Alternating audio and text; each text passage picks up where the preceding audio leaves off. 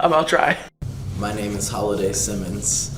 I'm a mental health and spiritual wellness practitioner with a practice called Southern Soul Wellness. And my COVID story is that myself and everyone around me, like everyone in the globe, just had compounding mental health issues.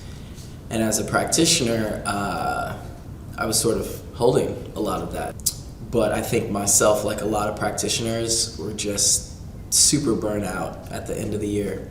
I personally live alone and am also single, so it was just like lots and lots of isolation of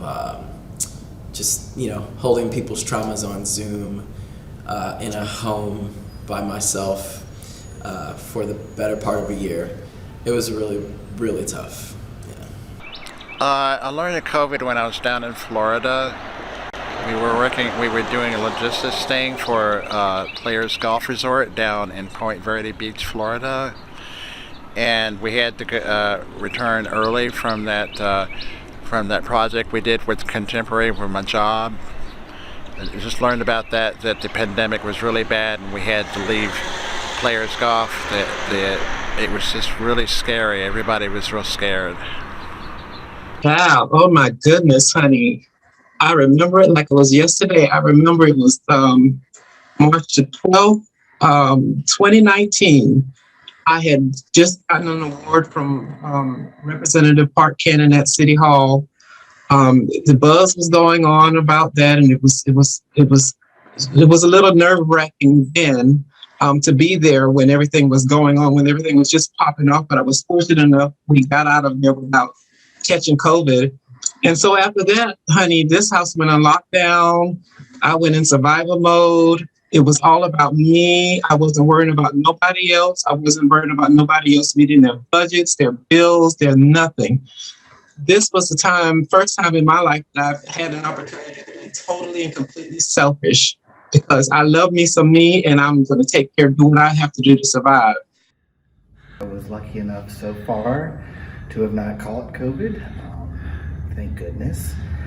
I have had friends and family who have gotten COVID, and they had various experiences getting over it, and some not so positive, and some that were, thank goodness, able to get back to healthy.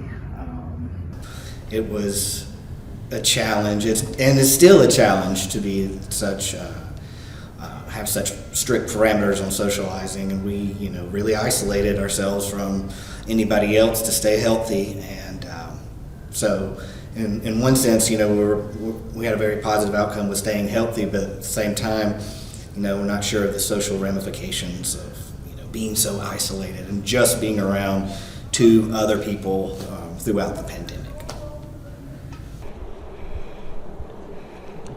During COVID, I was working for an LGBT youth homeless organization. So yeah, COVID really didn't affect me that much. I guess I did. COVID didn't really affect me personally, but it affected the clients at my job. And so I haven't had COVID, but we had, at the time that I left that organization, we had about 5 or 6 youth and about 4 or 5 staff that had COVID. And so we had to shut down the thrift store where we were making most of our money and lay off some staff. And that was really difficult to do as a leader in that organization. Otherwise, like most people, I was scared to death. My mom is elderly and living with Alzheimer's disease, and so keeping her safe was my number one priority, and that meant keeping myself safe from COVID, because I take care of her every day, and if I had it, I wouldn't be able to take care of her. If there was anything that kind of helped you cope, was there anything in particular? Yeah. So I have to admit that right now, late March 2022, talking about 2020 feels like I'm talking about middle school. It feels like a whole nother lifetime. So, and yeah, I mean, I think recognizing that time is like really complex in that we can bend time. As trans people, we've always known this, but like even that concept was helpful just to be like, it's still 2020, or it's still, just like things feeling more elongated or shortened in other ways. So just kind of like sitting with that and recognizing that was really helpful. Just being present with the fact that everyone was dealing with compounded trauma and stressors, and to expect less was really helpful. Is there anything that helped you get through it? Yes, I got into some spiritual practices such as Shambhala, and that helped tremendously.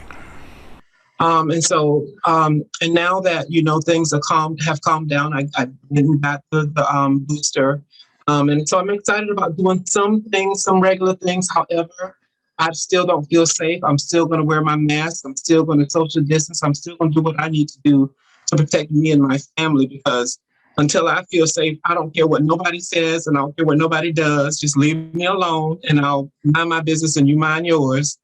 And so, yeah, that's how it is. And I'm excited about, possibly having a spring and a summer where we can, get out and do some regular things. So.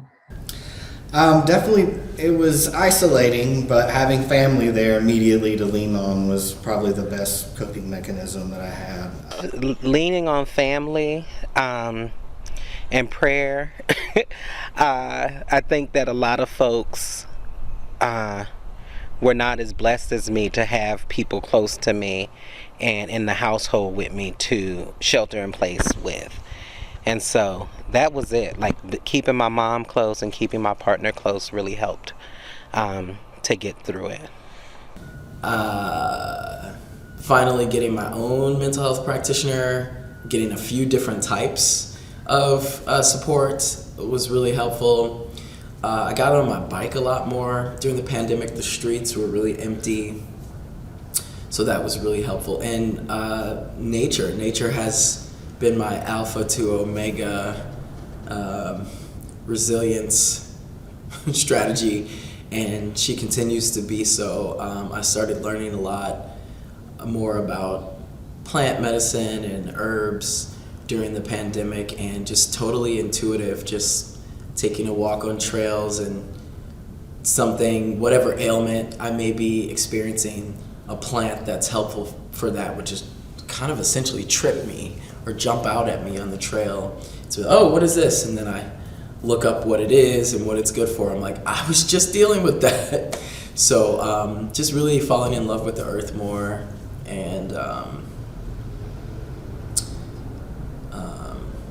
practicing presence and patience. What's the easiest way for you to find your joy? For me to find my joy, Yeah. I would say definitely by playing with my 8-year-old. Oh. That's how I find my joy. Oh, great.